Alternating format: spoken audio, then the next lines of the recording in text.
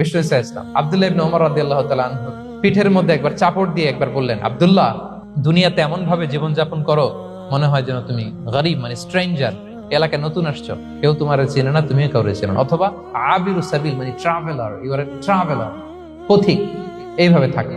ধরো একটা জায়গায় গেছেন, কেউ আপনার চিনে না, জানে না, ওই জায়গায় আপনি বাড়িঘর করবেন? কারণ তো চিনেনই না, এটা সেফ এলাকা তাও জানেন না, টাকাও তো নিয়ে আসেন নাই বাড়িঘর করবেন, কিছু করবেন?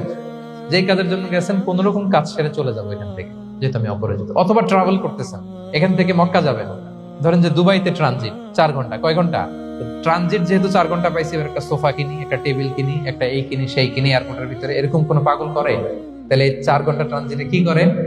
এই চা খেতে খেতে, মসজিদের ভিতরে 2 রাকাত নামাজ পড়তে পড়তে, ওয়েটিং এরিয়াতে বসে পত্রিকা পড়তে পড়তে কোন রকম কাটায় দেওয়া, কি বলেন?